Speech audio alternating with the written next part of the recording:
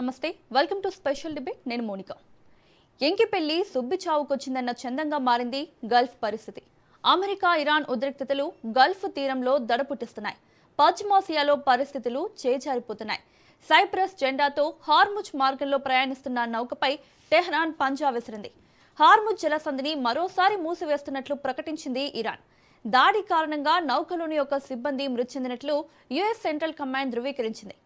Iran తప్పుడు నిర్ణయం తీసుకుందని, తగిన మూల్యం చెల్లించుకుంటుందని అమెరికా రక్షణ మంత్రి హెక్సెత్ హెచ్చరించారు. దీంతో టెహ్రాన్పై దాడులు కొనసాగించే అవకాశం స్పష్టంగా కనిపిస్తోంది.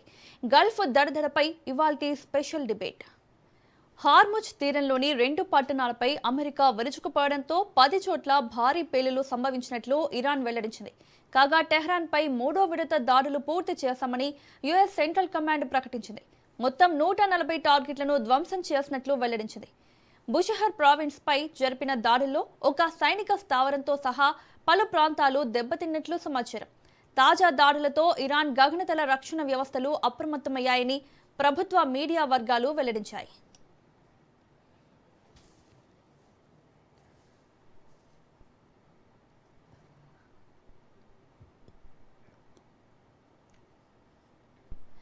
టెహ్రాన్పై దాడులకు ప్రతీకారంగా కువైట్, బహ్రెయిన్, ఖతార్లలోని అమెరికా సైనిక స్థావరాలపై డ్రోన్ దాడులు చేపట్టినట్లు ఇరాన్ సైన్యం ప్రకటించింది.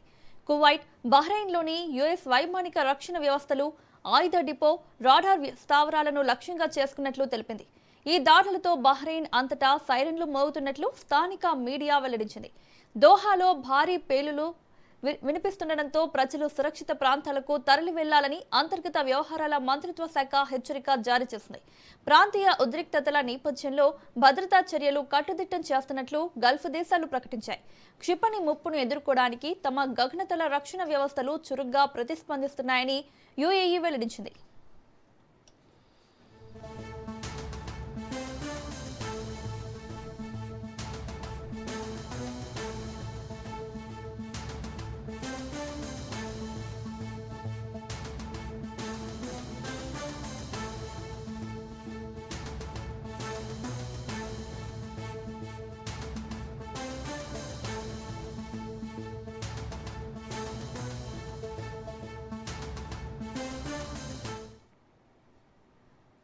ఖతార్లోని అల్ ఉదైద్ వైమానిక స్థావరంపై క్షిపణి దాడులు చేసినట్లు ఐఆర్జీసీ వెల్లడించింది.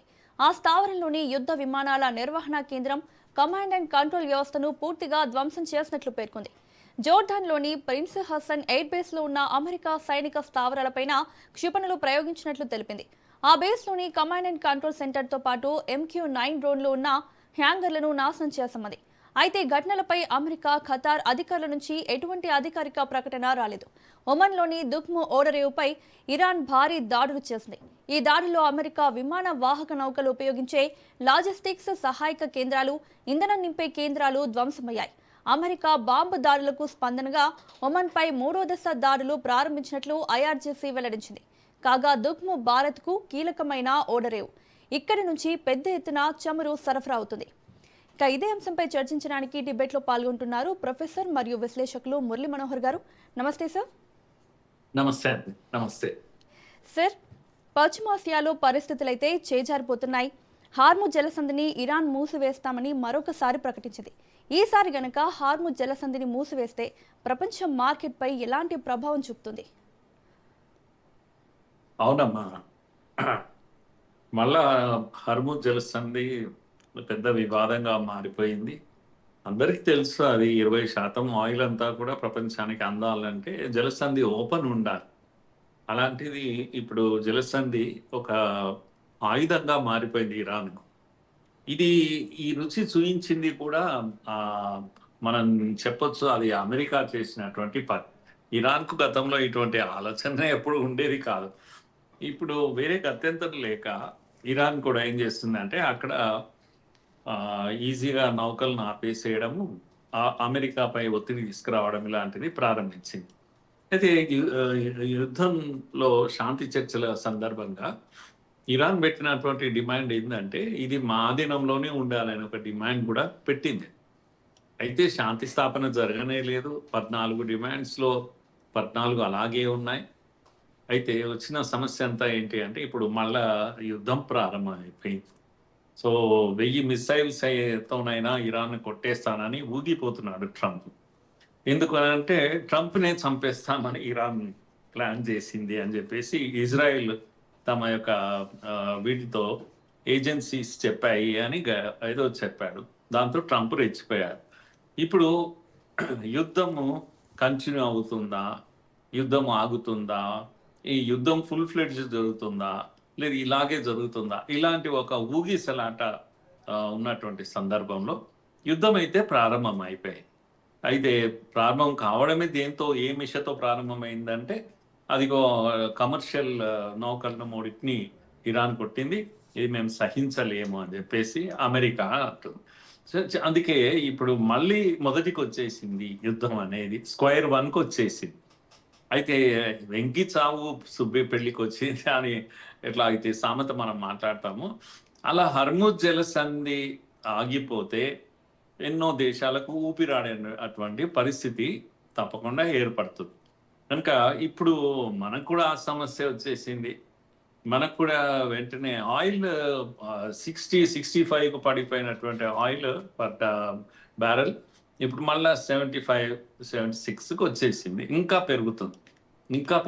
మనకు తీవ్రమైనటువంటి ఆర్థిక ఒత్తిడి మన మీద కూడా ప్రారంభమైపోతుంది. అన్ని దేశాలపైన ఇది ఉంటుంది. అందుకే సమస్య ఇప్పుడు ఇరాన్ది కాదు, సమస్య అమెరికాది కాదు, సమస్య ప్రపంచానిది. ప్రపంచం అంతా కూడా ఆర్థిక సంక్షోభంలో పడిపోయే ప్రమాదం. అంతేకాదు సప్లైస్ ఆగిపోతాయి, సప్లై చైన్స్ బ్రేక్ అయిపోతాయి. కనుక ఇప్పుడు కొత్తగా వచ్చిన వివాదంలో మనం చూడాల్సిన విషయం ఏంటంటే శాంతి చర్చలు జరిగిపోతున్నాయి అనే సమయంలో ఒక వార్త బయటకు వచ్చింది. ఏంటి అంటే ట్రంప్నే చంపేస్తుంది ఇరాన్ ప్లాన్ చేసింది పగడ్బందీగా. ఎవరికి చెప్పింది అంటే యుద్ధం ఆపే అసలే ఉద్దేశం లేని ఇజ్రాయెల్ ఈ వార్త పట్టుకొచ్చి ట్రంప్ చెవిలో ఊది. ట్రంప్ ఊగిపోతున్నాడు. అసలు సమస్య ట్రంప్తో ఉంది. అసలు నువ్వు యుద్ధం ఆపాలన్నా కంటిన్యూ చేయాలన్నా నువ్వు నిర్ణయించుకోవాలి. చంపేస్తామంటే అవును అవకాశం వస్తే ఇరాన్ ఎప్పుడో చంపేది. మీరు ఖమైనీని చంపలేదా? మరి చంపినప్పుడు ఇరాన్ కూడా చంపుతుంది. అయితే చంపడం అంత ఈజీగా? యుఎస్ అధ్యక్షుడిని చంపేయడం ఇరాన్కు అంత సులభమా? ఒకవేళ అట్లా ప్లాన్ చేసింది అట్లా ఉంటే కనుక ఇజ్రాయెల్ మోసుకొచ్చిన ఈ యొక్క రహస్యమైన విషయాన్ని ట్రంప్ పట్టించుకోవడమేంది, దాంతో ఊగిపోవడమేంది, అదొక మిషన్ మాత్రమే. కనుక ఇజ్రాయెల్ మాత్రం తప్పకుండా ట్రంప్ ఎమోషన్స్ను బాగా అర్థం చేసుకున్నది. ఆయన ఎమోషన్స్ పైన గేమ్ ప్లే చేస్తుంది. ఇదంతా యుద్ధం ఎందుకు ఎవరి కొరకు కంటిన్యూ కావాలి అంటే ఇజ్రాయెల్ కొరకు కావాలి. ఇజ్రాయెల్కి ససేమిరా ఇష్టం లేదు యుద్ధం ఆపడం. మీరు చూడండి నిన్న కొట్టిన దాంట్లో ఇక్కడ ఇరాన్ యొక్క స్థావరాల పైన బషేహర్ లాంటి దీనిపైన పట్టణాల పైన దాడులు జరిగాయి. అమెరికా అనేది మేము చేయలేదు అని ఇరాన్ చేసిన దాడుల గురించి చెప్తే అయ్యో ఇవి మేము చేయలేదే అన్న. మరి ఎవరు చేసింటారు? బహుశా గల్ఫ్ కంట్రీస్, ఖతారు లేకపోతే సౌదీ చేస్తాయా? బహుశా ఇజ్రాయిల్ చేసి ఉంటుంది. ఇజ్రాయిల్ ఇప్పుడు ఇరాన్ కొట్టడం ప్రారంభించింది. ఎందుకంటే ఇంకా అవకాశం రాదు మళ్ళీ ఇరాన్ను కొట్టడం. యుద్ధం ఆపేస్తే కష్టం అవుతుంది. ఇరాన్ బలహీనం అయిపోవాలి. అణ్వస్త్రాన్ని తయారు చేసే స్థితి ఇరాన్కు ఉండకూడదు. ఇప్పుడు కొడితే మళ్ళీ ఒక 20 ఏళ్ళు లేవకూడదు. ఎలా అయితే ఇరాక్ను కొట్టారో గతంలో, అలాగా ఇప్పుడు ఇరాన్ను నాశనం చేస్తే కానీ ఇజ్రాయిల్కు నిద్ర రాదు. అందుకని మనం అర్థం చేసుకోవాల్సింది దీని వెనకాల ఏంటి అంటే శాంతి వైపు వెళ్దామని ఇరాన్కు ఉన్నప్పటికీ, అమెరికాకు ఉన్నప్పటికీ కూడా ఇజ్రాయిల్కు లేదు. కనుక అది పాకిస్తాన్లో శాంతి చర్చలు జరిగినా, స్విట్జర్లాండ్లో జరిగినా, రేపు ఫ్రాన్స్లో జరిగిన విషయం అక్కడ కాదు. విషయం అడ్రస్ చేయాల్సింది ఎవరిని? ఇజ్రాయిల్ని అడ్రస్ చేయాలి. చర్చల్లో ఎక్కడ కూడా ఇజ్రాయెల్ సమస్య, ఇజ్రాయెల్ లెబనాన్ పైన దాడి కంటిన్యూ చేస్తుంది. కనుక హిజ్బుల్లాలను వీళ్ళను ఖతం చేస్తూ ఉంది. ఆ విషయాన్ని ఇక్కడ వీళ్ళు అసలు ఇంకేం సంబంధం లేదన్నట్టు మాట్లాడుతున్నారు. కనుక ఇజ్రాయెల్ సమస్య ఏంటి, ఇజ్రాయెల్ ఏం కోరుకుంటుంది, దాన్ని అడ్రస్ చేసినప్పుడు యుద్ధం ఆగుతుంది. అందుకని అమెరికా ఏం చేస్తుంది అంటే పప్పెట్ లాగా ఇజ్రాయెల్ చేతిలో ఆ, ఆపమన్నప్పుడు ఆగడము, కొట్టమన్నప్పుడు కొట్టడం. ఖమేనీని అమెరికా కుట్టిందా? కాదు. అమెరికా పేరు చెప్పి ఇజ్రాయెల్ కుట్టింది ఖమేనీని. సో ఇది ఈ యుద్ధంలో ఉన్నటువంటి కాంప్లికేషన్ ఇది. ఏది ఏమైనప్పటికీ కూడా మళ్ళీ కష్టాలు వచ్చాయి ప్రపంచానికి, మళ్ళీ ఆర్థిక నష్టాలు కంటిన్యూ అవుతాయి అనేది నాకు అనిపిస్తున్న విషయం అమ్మ. అవును సార్. ఎప్పుడైనా కూడా కాల్పుల విరమణ జరిగిందే కానీ మొత్తానికైతే ఎప్పుడు కూడా క్లియర్ అవ్వలేదు, యుద్ధం అయితే ఆగలేదు. సో ఈ విధంగా హార్ముజ్ జలసంధిని మూసివేయడం అనేది అంతర్జాతీయ చట్టాల ఉల్లంఘన కాదంటారు సార్? నో, హార్మోన్ జలసంధి అయినా ఇంకే జలసంధి అయినా international waters are open for all. వాళ్ళ దేశం యొక్క బార్డర్ నుంచి కొన్ని కిలోమీటర్లు వరకే ఆయా దేశాలకు అధికారం ఉంటుంది తప్పితే మొత్తం సముద్రంలో ఎంత దూరమైనా వాళ్ళకు అధికారం ఉంటుందని. ఇప్పుడు ఈ 14 పాయింట్స్లో 5th పాయింట్ అదే అసలు. దాంట్లో రాసింది ఏంటంటే మాకు అధికారం ఉండాలి, ఇక్కడ పర్మిషన్ ఇవ్వాలా ఇవ్వకూడదా అని ఇరాన్ అడుగుతుంది. అమెరికా ఏమంటుంది అని అంటే నోనో మీ కాదు, పక్క దేశాలు కూడా ఉన్నాయి, మేము ఉమార్ ఉంది, ఉదాహరణకు ఉమార్ జలసంధిలో ఉమార్ దగ్గర నుంచి వెళ్ళే అవకాశం ఉంది, మీరు దాంట్లో ఆపడానికి వీలు లేదు.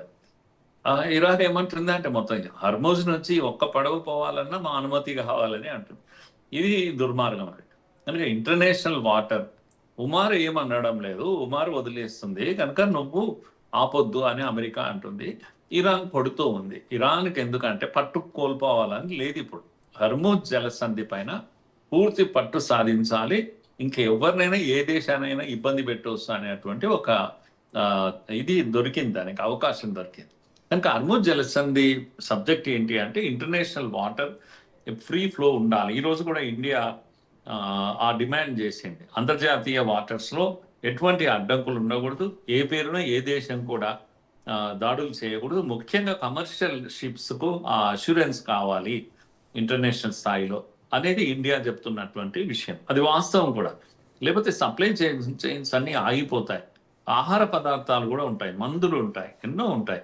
కనుక దేశాలు బ్రతికి ఉండాలంటే ఈ ఆకాశం కానీ సముద్రం కానీ ఇది ఓపెన్గా ఉండాల్సిందే, అందరికీ అధికారాలు ఉండాల్సిందే. ముఖ్యంగా దాడులు జరగకూడదు. అక్కడ ఒక అష్యూరెన్స్ ఉండాలి. ఒక విమానం పైకి లేచింది అంటే గమ్యం చేరుతుంది, ఒక షిప్ బయలుదేరుతుంది అంటే గమ్యం చేరుతుంది అనే ఒక అష్యూరెన్స్, ఇంటర్నేషనల్ అగ్రిమెంట్స్ అలాంటివి ఉండాలి. లేకపోతే భద్రత లేని జీవితం అవుతుంది నాకు అనిపిస్తున్న విషయం అన్న. Yes sir.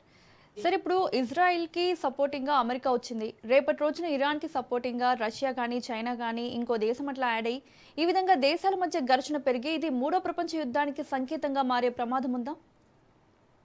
అవును. అంటే ఈ మధ్య కాలంలో మనం చూస్తున్నాం సూపర్ పవర్స్, బలమైన దేశాలు ఏవైనా సరే దాడులు చేస్తూ ఉన్నప్పుడు ఇంటర్నేషనల్ బాడీస్ యుఎన్ఓ కానీ ఇవి కానీ జోక్యం చేసుకోవడం అలాంటివి ఏమీ లేవు. ఈ జిస్కా లాఠీ ఉస్కా బాయిన్స్ అన్నట్టుగా జరుగుతూ ఉంది.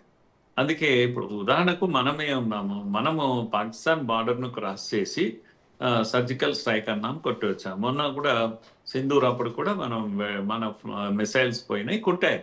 బాగా ఓపెన్గానే చెప్పాము. మరి ఎవరైనా అడిగొచ్చారు మనల్ని?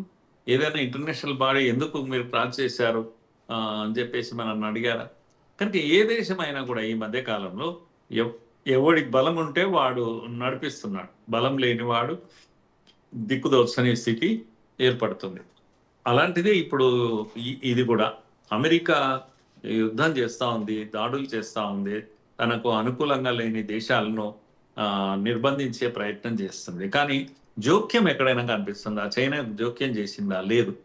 యుద్ధం కన్నా ముందు ఇస్తే మిసైల్స్ ఇచ్చిండవచ్చు, లేకపోతే కొన్ని డ్రోన్స్ ఇచ్చిండవచ్చు, టెక్నాలజీ ఇప్పటికి కూడా సప్లై చేస్తుండవచ్చు. కానీ రష్యా కూడా ఎలాంటి సహాయం ఎక్కడ ఓపెన్గా అయితే ఇప్పటికీ ఎవరు రాలేదు. కనుక ఒంటరిగానే ఇరాన్ పోరాటం చేస్తుంది.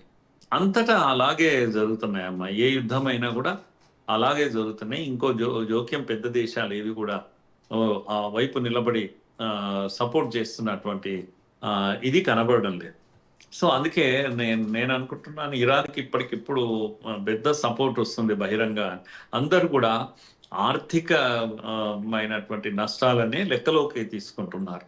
కనుక నేను దిగడం వల్ల వచ్చే నష్టం ఎలా ఉంటుంది, ఇప్పుడు ఇరాన్ యుద్ధం మొదలైన తర్వాత బాగా అత్యధికంగా ఆయిల్ అవసరాలు ఎవరికి ఉంటాయండి? మనకు, చైనాకే ఉంటాయి. మరి మన ఇద్దరము ఆపేస్తే అసలు ఆయిల్ కంట్రీస్ బ్రతకడం కూడా చాలా కష్టం. అందుకని ఇప్పుడు మీరు యుద్ధం ముగిశాక 65 పడిపోయింది బ్యారెల్. ఇప్పుడు మళ్ళా పెరిగింది కానీ ఎందుకు అంత పడిపోయింది అంటే డిమాండ్ లేదు అసలు. ఆయిల్ మనము వేరే గ్యాస్ ఒక్కటి మనం ఇబ్బంది పడుతున్నాం కానీ ఆయిల్ పర్వాలేదు. ఇక్కడ కాకపోతే ఇంకో దగ్గర తెచ్చుకుంటున్నాం. ఇరాన్తో కూడా తెచ్చుకునే వాళ్ళం. ఇప్పుడు మళ్ళీ షిఫ్ట్ అయిపోయాను. ఈవెన్ గ్యాస్ ఇప్పుడు అమెరికా నుంచి తెచ్చుకుంటున్నాం మనం. కనుక ఎప్పటికక్కడ యుఏ నుంచి వెంటనే మనము మార్చేసి యుఏని అడిగా. యుఏ ఏం చేసింది?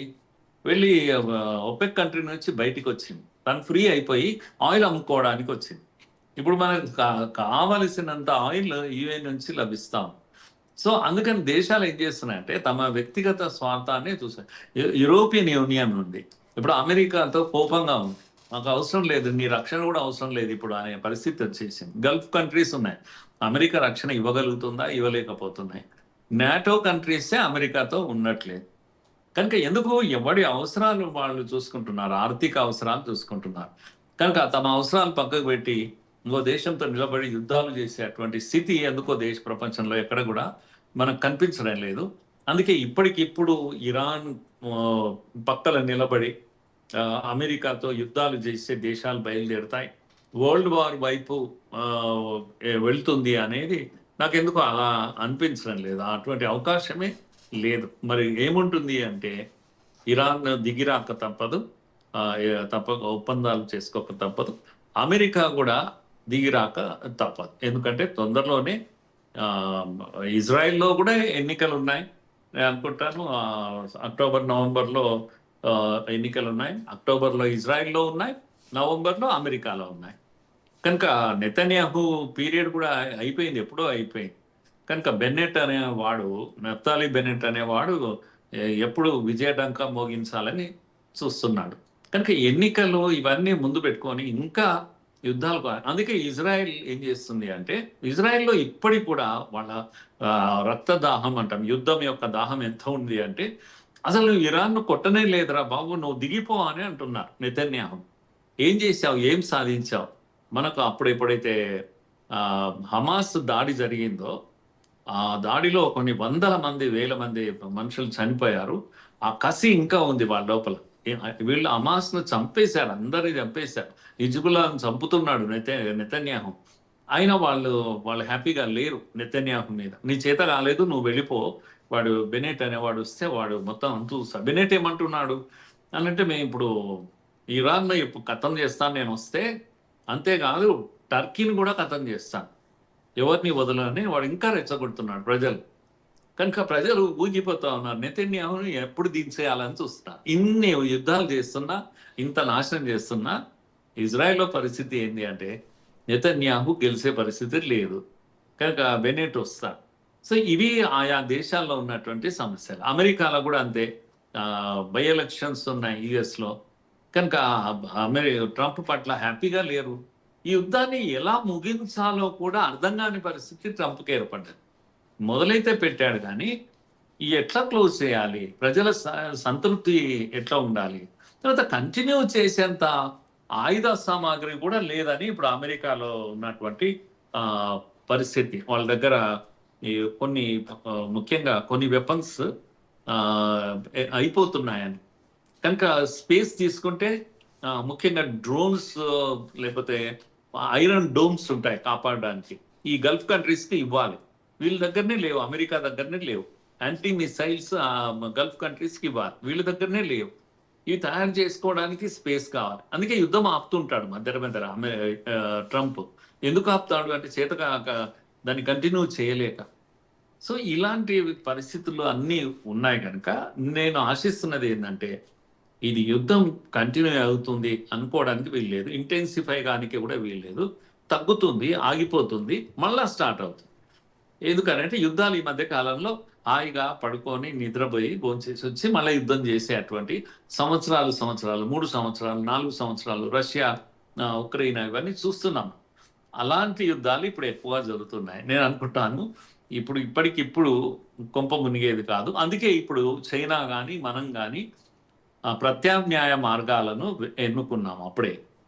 కనుక చమురు ఇవి కూడా మనము వివిధ దేశాల నుంచి ఏర్పాట్లు అయిపోయాయి. యుఏఈ మనకు పెద్ద ఎత్తున సప్లై చేస్తుంది. గ్యాస్ అయితే అమెరికానే ఇస్తా ఉంది మనకు.